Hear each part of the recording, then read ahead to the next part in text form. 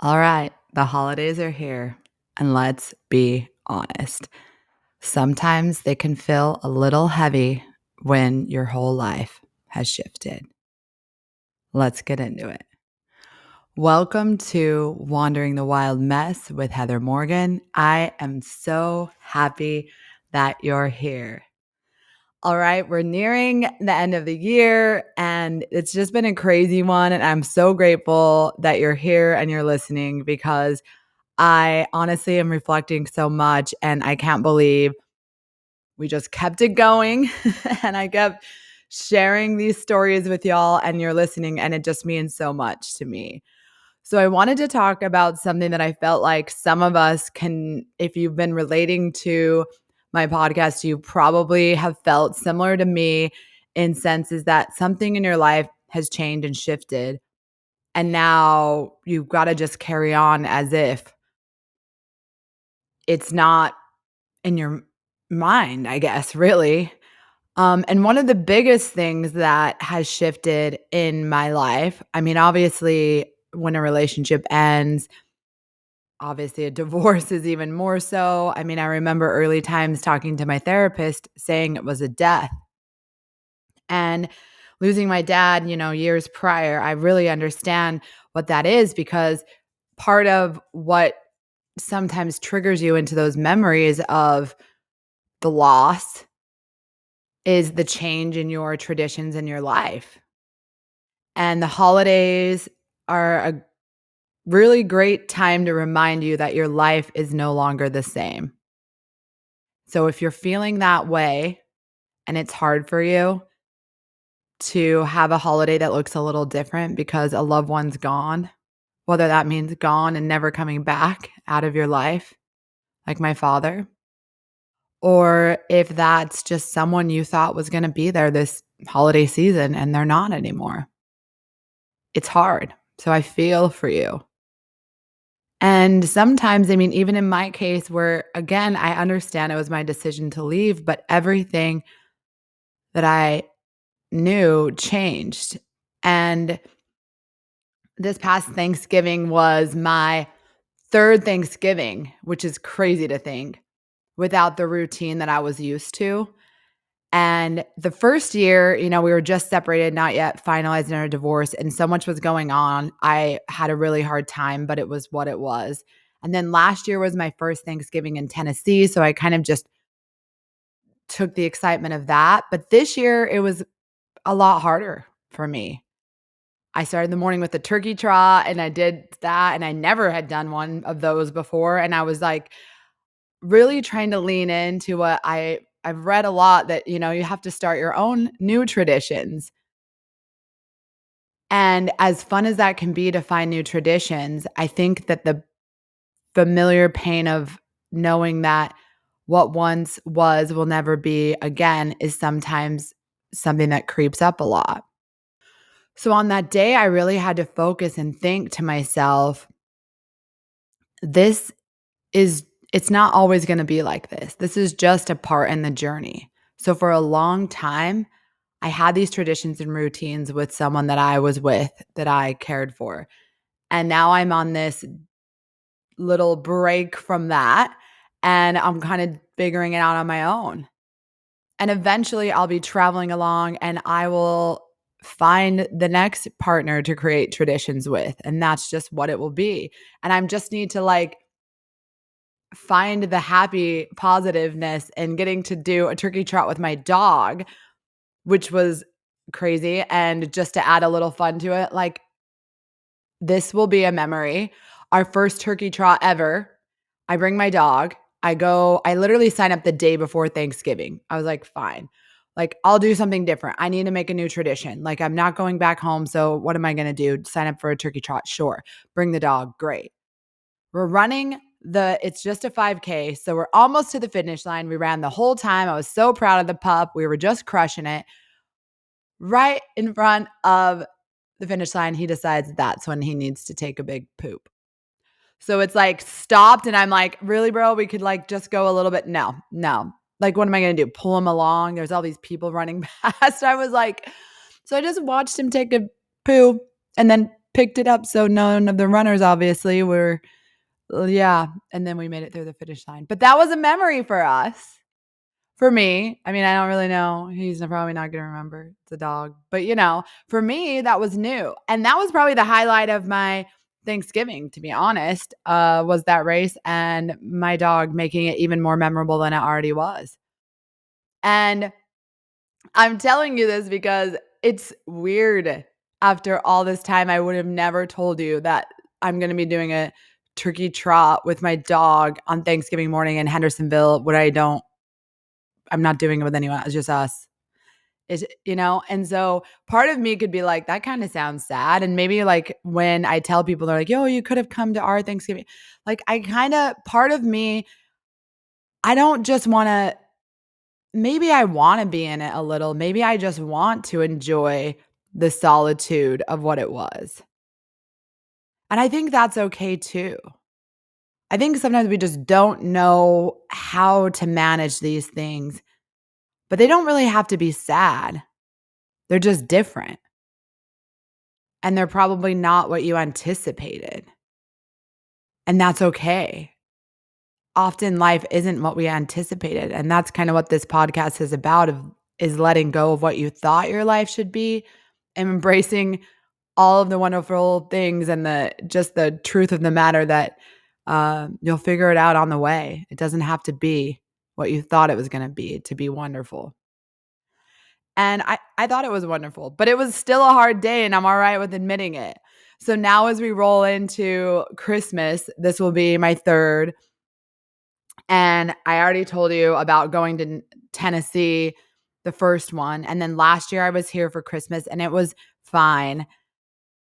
I went home right before Christmas and then I was here. But we had so many traditions when I tell you. And I feel like anybody that's lost anyone in their life, the holidays are just that time where you're like, do we keep doing the traditions? Do I do them with new people? Do I do them at all? Which ones did I really like? Because when I look back, I'm like, we did an ugly sweater party every year.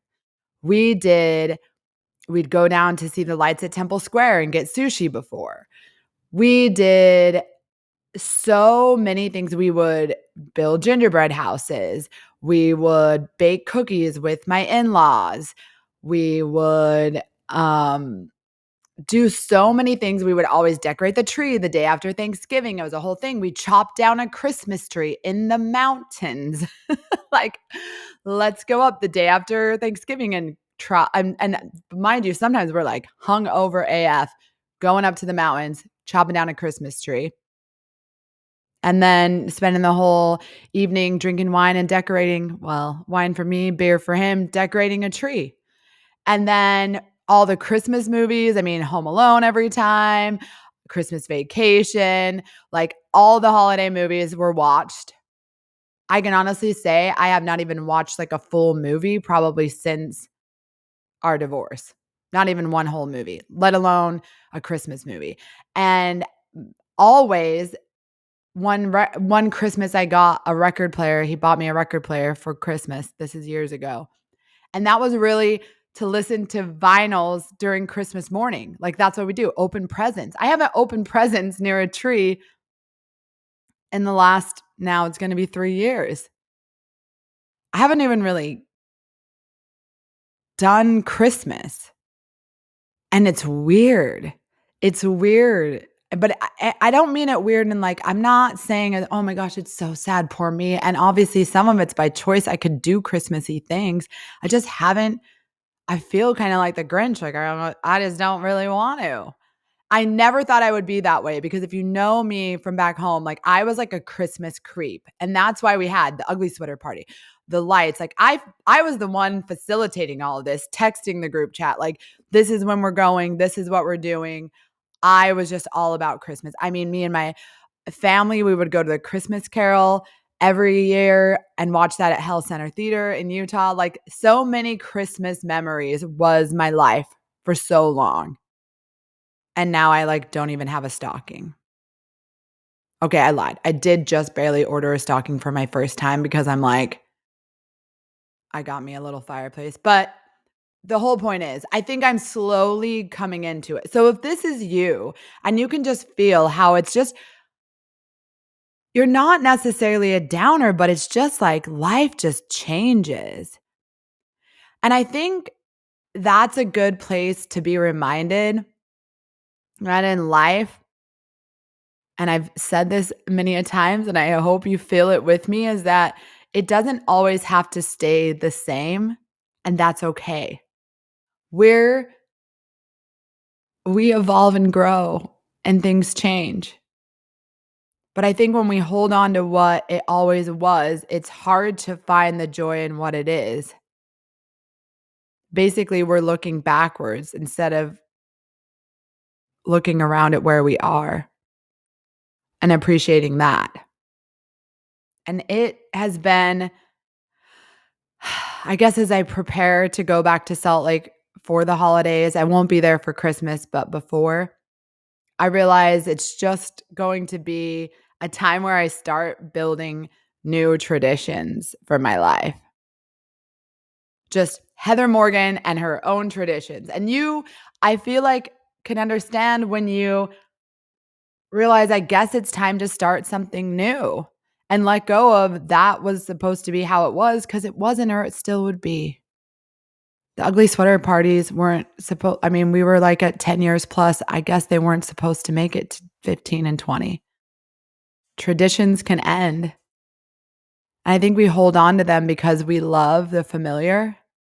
We love predictability. At least our subconscious loves that feeling of knowing what's coming. So, as a society, traditions are a great way to know what to look forward to, a great way to build connection with people in your life that you want to be there. You know you'll see this group of people because that's the tradition. And that feels so comforting and why it probably feels like nostalgic and comforting and safe. And then when you lose that and you have to start all over, you're like, "What is this?" But it's okay. It's okay to feel uncomfortable in that transitional period, and it's okay to start over with new traditions and new things to look forward to. But I think we often forget how hard it sometimes is to give ourselves the grace to go, "This is really hard, but I'm gonna do it anyway." I don't know when I'll feel like celebrating Christmas again. And this is one of the moments where I wish I could ask y'all, like, is it hard to restart the holidays again? Is that why the holidays are hard? Because they're just a reminder of what once was? Whether that's having my dad there, whether that's having your grandma there, whether that's, but I don't know why we expect that it'll always be. Because we know it won't always be. I think back to how much magic I wanted to put into Christmas for my little sister when I was a kid. I'm 5 years older than her, and I remember wanting Christmas to look like the movies that I watched for her. And I know a lot of my parent friends will say, like, that's when they love Christmas again and seeing it through a child's eyes because it's just that innocence and that magic that it's kind of hard to hold on to as you get older. I think that's why maybe the holidays kind of lost their flair for me because I wanted to create so much magic for everyone around me, but when it was just me, it didn't seem like I needed to do that anymore because I feel like I was always doing it for other people. But I mean, again, selfishly for myself in the sense that it made me feel good to see them happy. I'm in a really confused place about what the holidays are supposed to look like for me anymore. Like, am I just gonna do things differently for the next how many ever years, or am I gonna like be that Christmas creep again? It's a weird place to think about.